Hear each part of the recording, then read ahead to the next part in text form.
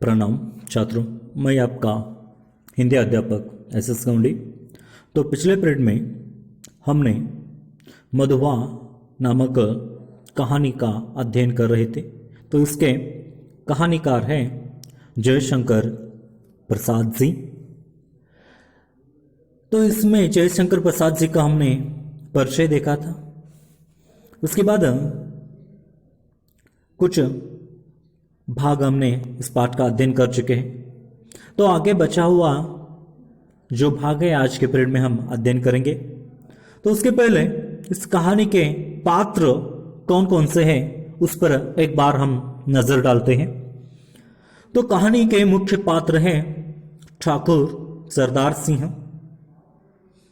तो दूसरा मुख्य पात्र है शराबी, जो दिन रात शराब पीता रहता है। तीसरा मुख्य पात्र है मधुआ, एक बालक। यही बालक इस कहानी का मुख्य पात्र है। तो इसके इर्द गिर्द ही कहानी घूमती है। तो चौथा पात्र है लालू, यानी कि ठाकुर सरदार सिंह का जमादार यानी कि नौकर यह है। इसके अलावा एक दो छोटे मोटे पात्र हैं, एक धनी व्यक्ति है ऐसे। तो ये सभी इस कहानी के मुख्य पात्र है। तो पिछले पीरियड में हमने कहानी की शुरुआत की थी। तो इस कहानी में देखिए एक बार नजर डालते हैं पिछले पीरियड के ऊपर। तो इस कहानी में ठाकुर सरदार सिंह को जो शराबी व्यक्ति मिल जाता है और कहानियां सुनाता रहता है।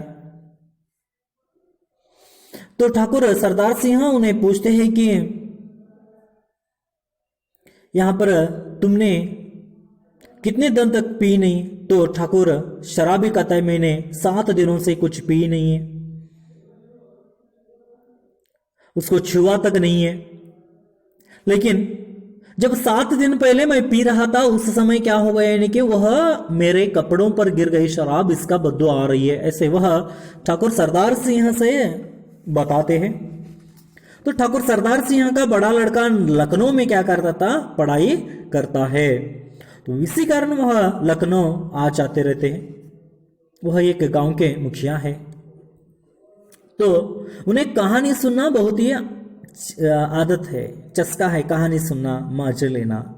तो उन्हें उस वहां पर लखनऊ में ढूंढते हैं, इधर उधर कहानी सुनाने वाला कोई नहीं मिलता है। आखिर कौन मिल जाता है कहानी सुनाने के लिए, यह शराबी मिल जाता है। तो शराबी से कहानी सुनते थे और उन्हें 1-2 रुपए देना। तो इसी 1-2 रुपए से शराबी लेकर जाना, खुश होता था। वह चने खाना, शराब पीना, ऐसे वह काम भी करता था। तो चलिए आज के पीरियड की ओर हम बढ़ते हैं।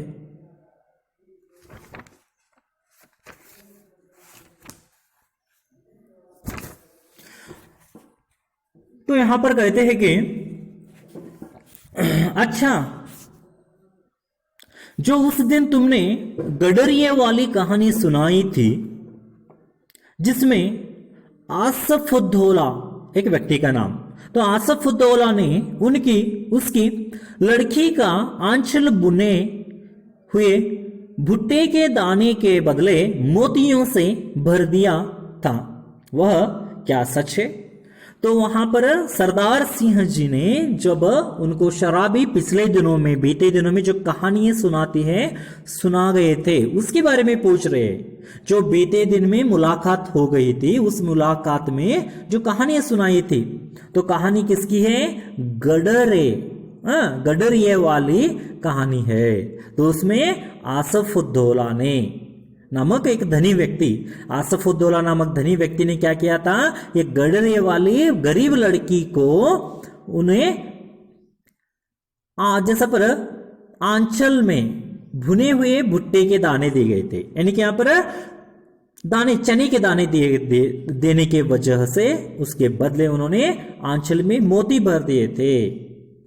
तो इसके बारे में यहां पर ठाकुर सरदार सिंह पूछते हैं। तो पूछने के बाद एक बकरी चराने वाली लड़की है। तो उस लड़की को आसफुद्दौला नामक एक धनी आदमी ने क्या किया है, मोतियों के जो इनाम के रूप में क्या क्या है, मोतियां दिए हैं उन्हें। और उस लड़के को उस मोती की कीमत मालूम नहीं है, मोती के बारे में उन्हें जानकारी नहीं है। तो वो क्या करती है, इतनी मूर्ख लड़की है, इतनी अज्ञानी लड़की है कि वह क्या करती है, क्या पर ऐसी कोई कहानी बताते हैं कि अज्ञानी लड़की ऐसे है कि वह सचमुच मोतियों की कीमत न जानते हुए, क्यों नहीं जानती है, वह गरीब है, उन्होंने आज तक मोतियां देखी नहीं है। तो उन्होंने क्या किया, चना समझ कर क्या करती है, यानी क्या पर चना ही है मेरे अंचल में, ऐसे समझ कर उसे चबाती है और थू थू थू कर कर यहाँ पर क्या करती है, थूकती है और रोने लगती है, क्योंकि उन्हें भूख लगी है, कुछ खाने के लिए चाहिए। तो कुछ खाने के लिए चाहिए, इसी वजह से जैसा पर आसफउद्दौला ने उनके आंचल में मोतियां बांध कर दी है, लेकिन मोती है, उसके दाम, उसकी कीमत उन्हें मालूम नहीं था। इसलिए वह बेवकूफ लड़की क्या कर लेती है, उसे चना समझकर चबाती है और थूक देती है। तो वह गरीब लड़की को मोतियों का कोई जानकारी नहीं थी, मोतियों से उन्हें किसकी मतलब अथवा कौन सी मतलब, क्योंकि उनका परिचय ही मोतियों का नहीं होता है, खाना मिले यही बड़ी बात होती है। तो मोती की वैभव की जानकारी उन्हें नहीं थी। अगर मोती उनके झोली में डालोगे तो वह क्या समझेगी, ऐसा ही कर बैठेगी। तो इसके बारे में यहाँ पर ठाकुर से पूछने के बाद उन्हें कहते हैं कि आसफउद्दौला की कहानी का बता, जैसा पर जो ने लड़की के आंचल में बुने हुए भुट्टे के दाने के बदले मोतियों से भर दिया था, वह क्या सच है?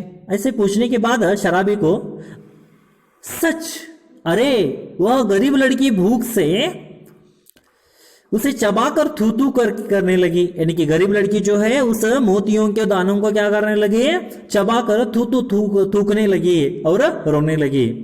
ऐसी निर्दयी दिल लगी बड़े लोग कर ही बैठते हैं कि सुना है कि श्री रामचंद्र ने भी हनुमान जी से ऐसा ही, तो बड़े लोग ऐसा ही करते हैं गरीब लोगों से। तो ऐसे ही रामचंद्र जी ने क्या किया था, हनुमान जी से ऐसे ही कर चुके थे एक बार। इसी घटना को लेखक जी यहाँ पर कहानीकार दोहरा रहे हैं। तो देखिए ठाकुर साहब यहाँ पर ठठरा कर हंसने लगे। ठठरा कर हंसना यानी कि जोर जोर से हंसना। तो पेट पकड़कर हंसते हंसते लौट गए, यानी कि इधर उधर लौटने लगे। इतनी हंसी उन्हें आ गई, बहुत सी हंसी आने के कारण यह कहानी सुनते हुए वह यहाँ पर लुढ़कने लगे पेट पकड़कर, हंस जैसा पर सांस बटोरते हुए यहाँ पर संभल कर बोले, और बड़प्पन कहते किसे हैं? कंगाल तो कंगाल, गधी लड़की। तो उस लड़की को कहते हैं। उन्होंने क्या किया, सोने के मोतियों के दाने को उन्होंने पहचाना नहीं है, तो इसलिए उन्हें कहते हैं कि अगर, और बड़प्पन कहते किसे है? कंगाल तो कंगाल ही है, तो उसे बड़प्पन कहते हैं क्या? बड़प्पन नहीं कहते हैं। वह कंगाल तो कंगाल रह जाएंगे, गरीब तो गरीब ही रह जाएंगे। उन्हें सोने के दाने खिलाओ तो भी उसे चबा कर यहाँ पर ऐसे ही थू थू करके थूक देंगे। गधी लड़की, ऐसे यहाँ उसे कौन कहते हैं? वह ठाकुर सिंह कहता है, सरदार सिंह कहता है। भला उसने कभी मोती देखे थे? चबाने लगी होगी। मैं सच कहता हूं, आज तक तुमने जितनी कहानियां सुनाई है सबसे बड़ी ठीस थी। यानी कि आज तक तुमने, इसके पहले, वह ठाकुर सरदार सिंह उस शराबी से कहते हैं, इसके पहले आज तक जो तुमने कहानियां सुनाए हैं वह सभी ठीस थी। ठीस यानी कि दुख भरित, पीड़ा भरित, व्यथा भरित कहानियां थी इसके पहले। लेकिन आज जो कहानियां सुनाई है वह बहुत ही मजेदार, खुश करने वाली थी। तो पहले जो कहानियां सुनाते थे शराबी, वह दुख भरित कहानियां होती थी। तो देखिए, शहजादों के दुखड़े रंग महल की अभागिनी बेगमों के निष्फल प्रेम, यानी कि शहजादों के दुखड़े, यानी कि राजा महाराजाओं के दुख भरित कहानियां सुनाता था वह। रंग महल की अभागिनी बेगमों के निष्फल प्रेम, यानी कि रंग में बहने वाले रंग महल की रानियां जो होती हैं, यानी कि जैसा पर रंग महल आप सभी लोगों को मालूम है, जो राजा महाराजाओं के आस्थान में जो नाचने वाली महिलाएं जो होती है, उनकी अभागिनी प्रेम की कहानियां जो होती है, निष्फल प्रेम की कहानी, हाँ, उन बेगमों की निष्फल यानी कि फलित नहीं होती है, जैसा पर फेल्यूअर जो कहानियां होती है उसके बारे में वह कथाएं सुनाता था, कहानियां सुनाता था। तो करुण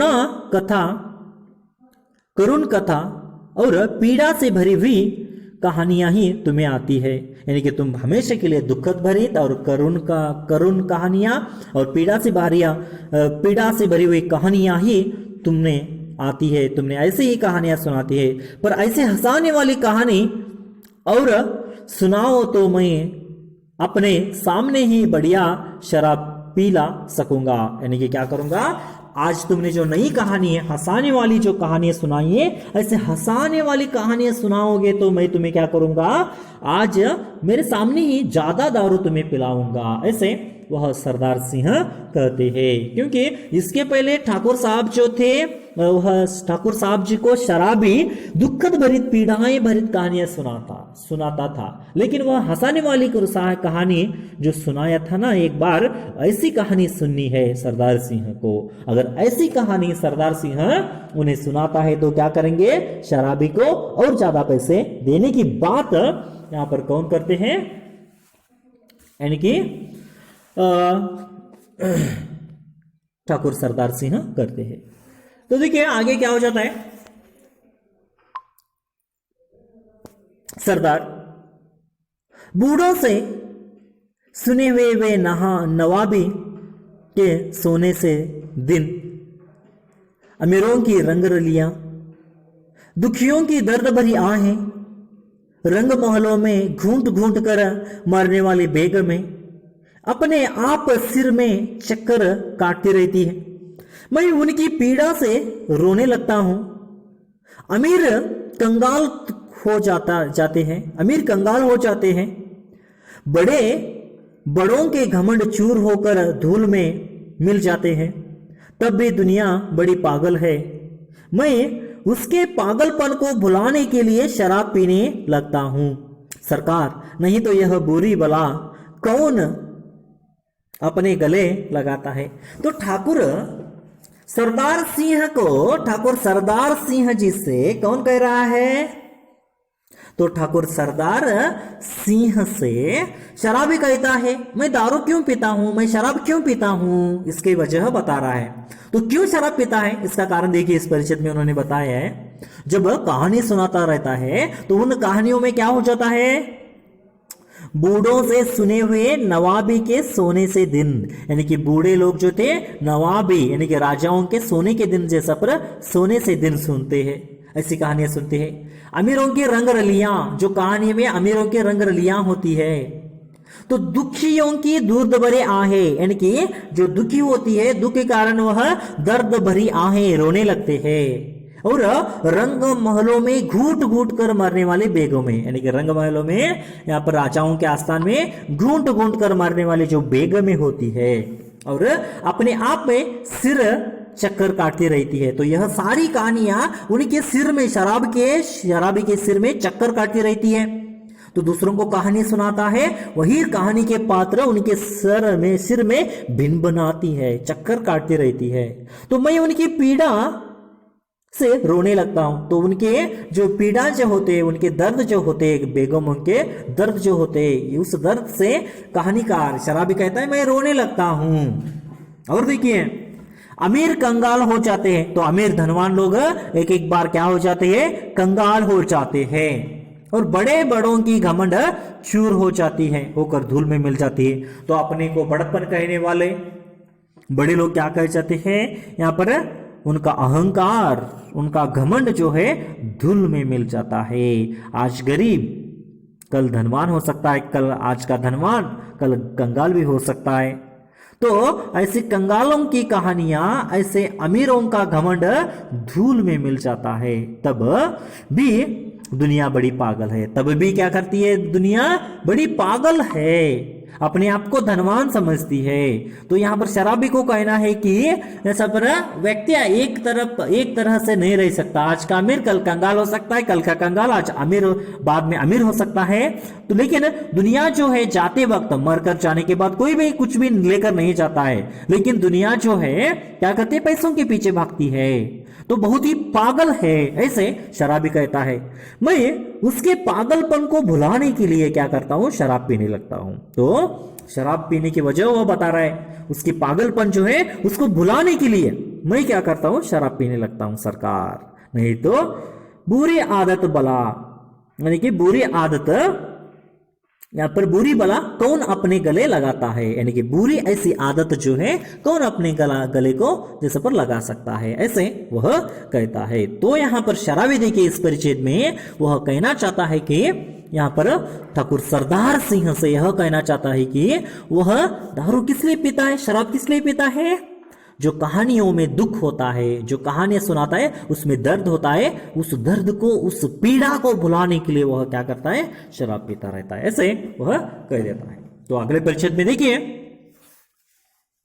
ठाकुर साहब ऊँघने लगे यानी कि नींद की झपकियां लेने लगती है। बैठ बैठ कर कहानियां सुनाते सुनाते वह ऊँघ जाते हैं, ऊँघने लगते हैं, नींद आने लगती है।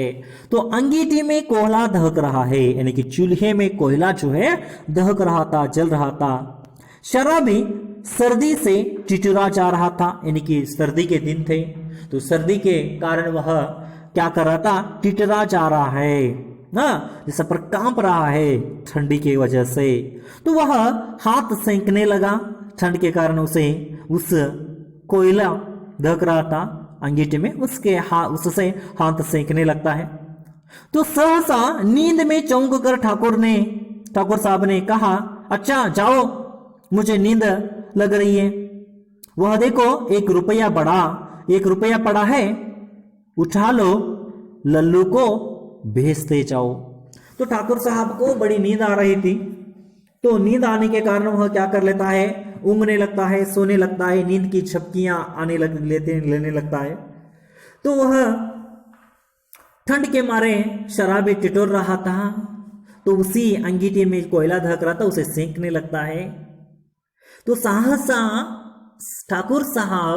ठाकुर सरदार सिंह नींद में से जाग उठते हैं और जाग उठकर शराबी से कहते हैं, वहां पर जो 1 रुपया पड़ा हुआ है, उस 1 रुपये को क्या करो, उठा कर ले जाओ। यानी कि 1 रुपये की कोई कीमत नहीं है उन्हें, किसे, ठाकुर सरदार सिंह को, धनवान है। लेकिन उस समय, उस जमाने में 1 रुपये यानी कि आज के जमाने में 1000 रुपये जैसा, तो उसे लेकर जाओ। और बड़ा, उस समय 1 रुपये में बहुत कुछ आता था। 1 रुपये यानी कि ज्यादा पैसा है, लेकिन उस ज्यादा पैसे को यहाँ पर फेंक देता है ठाकुर सरदार सिंह, उसे तुच्छ मानता है, क्योंकि वह धनवान है, उसके सामने 1 रुपये की कोई कीमत ही नहीं है, मोल ही नहीं है। तो इसलिए उनके सामने पड़ा है ऐसे कहकर फेंक देता है और उसे कहता है कि तुम जा रहे हो, जाते जाते क्या करो, लल्लू को भेज दो। लल्लू यानी कि ठाकुर साहब का जमादार यानी कि नौकर है, काम करने वाला एक नौकर है। तो आगे देखिए क्या हो जाता है, शराबी रुपया उठाकर धीरे से खिसका, यानी कि धीरे से शराबी एक उस रुपये को उठा लेता है और धीरे से वहां से चले जाता है, खिसक जाता है। तो लल्लू था ठाकुर साहब का जमादार। लल्लू कौन है, ठाकुर साहब का जैसे पर जमादार है, नौकर है। तो उसे खोजते हुए जब वह फाटक पर की बगल वाली कोठरी के पास पहुंचा, तो उसे सुकुमार कंठ से सिसकने का शब्द सुनाई देता है। तो यहाँ पर शराबी क्या करता है, 1 रुपया लेता है और 1 रुपया लेकर वहां से फाटक यानी कि मेन गेट, मुख्य दरवाजे के पास एक कमरा था, एक कोठरी थी, तो उस कोठरी के पास पहुंच जाता है। तो उस कोठरी के पास पहुंचते ही उस कोठरी के अंदर से, उस रूम के अंदर से क्या करने लगता है, एक सुकुमार कंठ यानी कि एक छोटा सा बालक की रोने की आवाज आती है, रोने का शब्द सुनाई पड़ता है। तो रोने की आवाज सुनने के बाद वह शराबी खड़ा होकर सुनने लगा। कौन रो रहा होगा इस कमरे में? अब रात के 10 बजे है, तो 10 बजे से 10 बजते अथवा 10 के समय कौन सा बालक रो रहा होगा? कौन रो रहा है? देखो तो। उनकी आवाज सुनते हुए वह वहां पर खड़ा हो जाता है, खड़ा रह जाता है। तो उसके बाद देखिए, तो आवाज उस कोने के अंदर से आवाज सुनाई दे रही है कि तो सुअर रोते क्यों हो? कुंवर साहब ने 2 ही लातें लगाई है। तो उन्हें पूछा जा रहा है कि कम से कम वह बालक रो रहा है, तो उनकी उम्र कितनी है? 8 से 7 या 9 साल है, अथवा 7 से 9 साल की उम्र का लगभग बालक है वह। तो वह रो रहा है, तो रोते समय जैसा पर वह कहता है कि लल्लू कहता है कि सुअर, सुअर यानी कि गालियां देना, सुअर यानी कि हंदी, अड़ता ही दिया हंदी, ऐसे। तो क्यों रो रहे हो सुअर, ऐसे पूछता है। तो कुंवर साहब यानी कि धनी व्यक्ति, कुंवर साहब धनी व्यक्ति, तो धनी व्यक्ति ने 2 ही तो तुम्हें लाते दी है, क्या किया है तुमने? गालियां दी है, कुछ किया है? सिर्फ 2 ही लाते दे रहे हैं, तो 2 ही लात देने के बाद तुम रो रहे हो। यानी कि लालू को लगता है कि 2 ही लात कहता है, 2 ही लात यानी कि कम है, सिर्फ 2 लातों से इतना रो रहे हो क्या, ऐसे वह कहता है। लेकिन बालक छोटा था, तो 2 लातें पड़ने के बाद, उन्हें दर्द होने के बाद रोना ही लगेगा, छोटा बालक। तो वह रो रहा है। कुछ गोली तो नहीं मार दी, यानी कि उन्होंने सिर्फ तुम्हें 2 ही लात मारी है, क्या तुम्हें गोली मार दी है, बंदूक से गोली मार दी है कि इतने रोती हो तुम? ऐसे लल्लू ने पूछा। कर्कश स्वर में लल्लू ने बोल रहा था, तो कर्कश ध्वनि से, ऊंचे ऊंचे कर्कश ध्वनि से बोल रहा था, गुस्से से बोल रहा था उन्हें, उस बालक को। किंतु उत्तर में सिसकियों के साथ साथ एक आधा हिचकी ही सुनाई पड़ी जा रही थी। यानी कि उत्तर में क्या मिल रहा था? वह बालक उत्तर में कुछ नहीं दे रहा था, बार बार सिसकियां उनके साथ एक हिचकी सुनाई दे रही थी। सिसकी यानी कि बिक्खी बिक्खी अड़ोदू। तो आप रोने के बाद, छोटे बच्चे रोने के बाद अपने रोने को नहीं कंट्रोल कर देते हैं ना, बिना कंट्रोल करते समय क्या होती है? हिचकियां, सिसकियां आती रहती है। तो सिसकियां से एक हिचकी निकलती है, सिसकियां हिचकियां एक ही है, हाँ?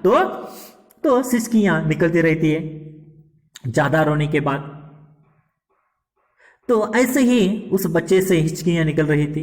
अब और भी यहां पर कठोरता से लल्लू ने कहा, और भी गुस्से से उस बालक को कह देता है, कठोरता से कह देता है, मधुआ जा सो रहा, नखरा न कर, नहीं तो उठूंगा तो खाल उधेड़ दूंगा, समझा ना? तो और कर्कश से और कठोर स्वर से उस बालक को वह कहता है लल्लू की, मधुआ जा सो जा, जाकर सो जाओ, नखरा कर रहे हो ज्यादा, अगर इससे ज्यादा नखरा करोगे उठूंगा और खाल उधेड़ दूंगा। खाल उधेड़ देना नहीं, क्या पर चमड़ा निकाल देना, निन्न चर्म सुलद बिड़ते नहीं, ऐसे कन्नड़ में बोलते हैं। तो जैसे पर खाल उधेड़ दूंगा, समझाना, ऐसे उसे कह देता है। तो लल्लू को जैसा पर उस लल्लू ने यह बात जो है उस बालक को कह रहा है बार बार, तो इसी बात को वह शराबी कमरे के बाहर खड़ा रहकर चुपचाप सुन रहा था। तो शराबी चुपचाप सुन रहा था।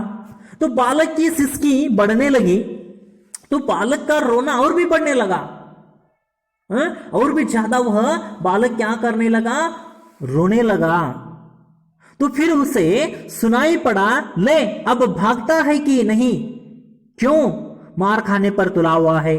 यानी कि वह कहता है, लल्लू तुम भागते हो या नहीं यहां से, क्यों मार खाने पर तुले हुए हो, क्यों मार खाना चाहते हो, क्यों मार खाने पे मजबूर हो रहे हो, यानी कि मारने पर मुझे मजबूर मत करो, चलो जाओ यहां से, ऐसे लल्लू कहता है। तो भयभीत बालक बाहर चला आया, तो यानी कि डर के मारे बालक बाहर चला आ जाता है, छोटा सा बालक है। तो बालक रो रहा है, क्यों रो रहा है? सुबह से उन्हें खाने के लिए कुछ नहीं मिला है। तो खाने के लिए नहीं भी दिन भर काम कर लेता है और घर को शाम के समय आ जाता है, तो 7 बजे से फिर 9 तक काम करने के लिए कहते हैं। तब खाने के लिए पूछते हैं तो कुंवर साहब उन्हें मार देता है, तो घूंसे घाल देता है, कितना खाते हो ऐसे। तो इसी के कारण भूख लग चुकी है, तो भूख लगने के कारण वह रो रहा था। तो जब कुंवर साहब लाते मार लेता है और लल्लू भी उन्हें कर्कश स्वनी में गालियां दे रहा है, तो उनके सामने उनका मुंह नहीं खोलता है कि मुझे भूख लगी है, कुछ दे दो। तो इसी के कारण बालक रो रहा था। लेकिन तुच्छ अन्यायी वह लोग उन बड़े छोटे से बालक के बात को समझ न सके और न समझ कर क्या करते हैं, उन्हें गालियां ही देते हैं, मारते रहते हैं। तो वह बालक भयभीत होकर डर के मारे बाहर चला जाता है।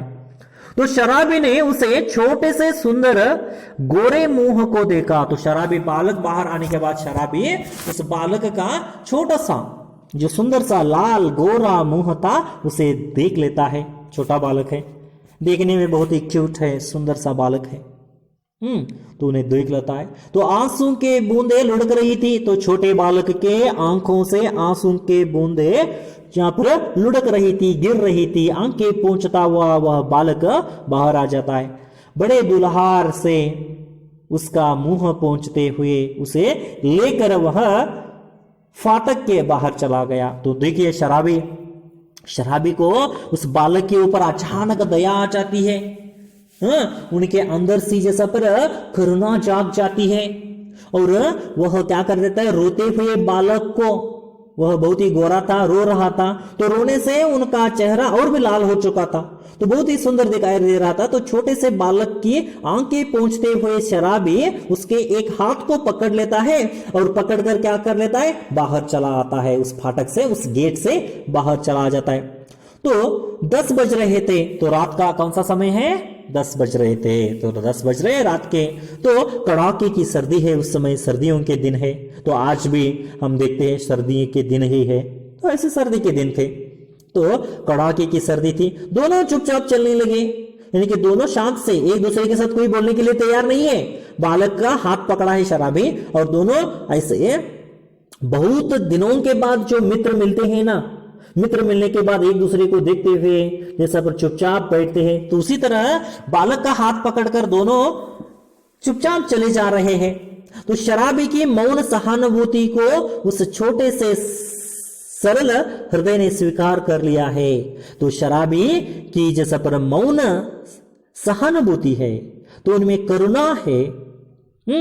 तो दया जो है उनमें, उस दया को छोटे से सरल हृदय ने स्वीकार कर लिया है। क्योंकि रोते हुए बालक को, अब रो रहा था बालक, दुखित था बालक, तो उन्हें खाने की भी जरूरत नहीं है। उन्हें, उस बालक को उस समय किसकी जरूरत थी, सहानुभूति की जरूरत थी। सहानुभूति कोई कहे यही उन्हें बड़ा था। तो उसी सहानुभूति को उन्होंने क्या कर लिया है, स्वीकार लिया है, और स्वीकार कर वह चुप हो गया था। तो अभी वह एक तंग गली पर रुका ही था कि बालक के फिर से सिसकने की उसे आहट लगी। तो देखिए क्या हो जाता है। तो एक तंग गली, यानी कि रात के 10 बजे शांत गली है, सभी लोग सो गए हैं, चुपचाप सुनसान गली में जाकर रुक जाते हैं। तो रुकने के बाद फिर से क्या करने लगता है, बालक सिसकियां लेने लगता है, रोने लगता है। तो वह रोने की आवाज जो है वह फिर से सुनाई पड़ती है। तो वह झिझक कर बोल उठा, यानी कि शराबी गुस्से से बोल उठा, अब क्या रोता है रे छोकरे, यानी कि फिर से क्यों रो रहा है छोकरे, मैंने दिन भर से कुछ नहीं खाया। तो वह बालक जवाब में बताता है कि मैंने दिन भर कुछ भी नहीं खाया है, कुछ भी खाना नहीं खाया है। तो वह छोटा सा बालक उन अन्यों के सामने अपना मुंह नहीं खोल सका था, क्योंकि उन्हें गालियां दे रहे थे, मार रहे थे। तो अब शराबी ने थोड़ी सी सहानुभूति व्यक्त की है अब उनके बालक के प्रति। तो उन्होंने अपनी व्यथा, अपनी पीड़ा, अपने दुख को उनके सामने बताता है कि मुझे भूख लग चुकी है। तो उनके सामने उनका मुंह न खुल सका था। तो उस शराबी दया दिखाने पर, करुणा दिखाने पर उनके सामने उनका मुंह खुल जाता है और वह कहता है कि मुझे भूख लगी है। तो देखिए इस परिचित को और एक बार देखिए। बालक पर बड़ी दया आई है उस शराबी को। उनकी हालत देखने के बाद, तू कौन है, तू कहां से आया है, यह नहीं पूछता है। बिना पूछे ही बालक को उठाकर बाहर ले आता है वह। तो बाहर ले आने के बाद मानव सहज दया अथवा करुणा जो है वह उस शराबी के अंदर जाग उठी है। मानव की सहज दया और करुणा। तो देखिए, आप रास्ते से चले जा रहे हैं, तो छोटा बालक रो रहा है, बहुत रो रहा है अपने माता पिता से बिछड़कर। तो आप पूछते हैं कहां से हो, किधर जा रहे हो, तो आप में भी एक सहज करुणा जाग उठती है। तो उसी तरह एक सहज ममता जाग उठती है। तो उसी तरह उस शराबी में भी एक करुणा सी जाग उठी है, सहज दया आई है उस बालक के ऊपर। इस कारण उस बालक को उन्होंने उठा कर लिया है और उठाकर उनके हाथ पकड़कर बाहर आता है। तो एक दूसरे के लिए दोनों अजनबी हैं। इसके पहले परिचित नहीं है, तो एक दोनों को तो अजनबी है। तो बालक को पता नहीं शराबी के बारे में, और शराबी को उस बालक के बारे में कोई जानकारी नहीं है। तो दोनों एक दूसरे के साथ चुपचाप जैसा पर क्या कर ले, क्या पर आगे जा रहे हैं। मुझे लड़के को क्यों ले जा रहा है, यानी कि शराबी को मालूम ही नहीं कि क्यों उस लड़के को लेकर जा रहा है, कहां लेकर जा रहा है, यह उन्हें कुछ भी मालूम नहीं है, सिर्फ आगे बढ़ता ही चला जा रहा था ना। तो देखिए, ऐसे चले पा रहे कि बहुत सालों से दो एक दूसरे को परिचित है। तो दोनों ऐसे चुपचाप हाथ पकड़कर चले जा रहे हैं कि दोनों एक दूसरे से बहुत सालों से परिचित है, ऐसे एक दूसरे का हाथ पकड़कर आगे बढ़ रहे थे। तो साथ साथ दोनों चलने लगे। तो बालक को सहानुभूति की आवश्यकता थी उस समय। तो सहानुभूति की आवश्यकता थी, बल्कि ना कि किसी रिश्ते की, नाते की आवश्यकता नहीं थी। तो इस बालक को अब किसकी आवश्यकता है, किसकी जरूरत है? कोई रिश्ते की, नाते की आवश्यकता नहीं है। कोई भी अनजान व्यक्ति आकर उन्हें सहानुभूति कहे, इसकी ही आवश्यकता है, क्योंकि बालक अकेला सा है, उसका कोई आगे पीछे नहीं है। तो अकेला होने के कारण कोई रिश्ता हो, कोई माता आकर सहानुभूति दे, कोई पिता आकर सहानुभूति दे, कोई बहन भाई आकर मुझे सहानुभूति करे, इसकी जरूरत, इसकी आवश्यकता उस बालक को नहीं है। कोई अनजान व्यक्ति भी उसे उसके ऊपर सहानुभूति व्यक्त करता है ना, वही उनके लिए काफी है, वही उनके लिए ज्यादा है। तो देखिए आगे कहता है, रुका हुआ। तो आगे जाकर रुकने के बाद फिर से रोने लगता है। तो रोना उन बालक के अंदर से फिर से उमड़ आने लगता है, रोना बाहर आने लगता है। तो आगे क्या होता है देखिए, रोने के बाद कुछ खाया नहीं, इतने बड़े अमीर के यहां रहता है और दिन भर तो खाने को नहीं मिला। तो शराबी ने उस बालक से पूछ लेते, इतने अमीर कुंवर साहब क्या रहते, कुंवर यानी कि कुंवारे, तो कुंवर यानी कि बड़े धनी व्यक्ति। तो उस धनी व्यक्ति के घर में रहते हुए भी तुमने कुछ नहीं खाया, इतने बड़े घर में रहते हुए।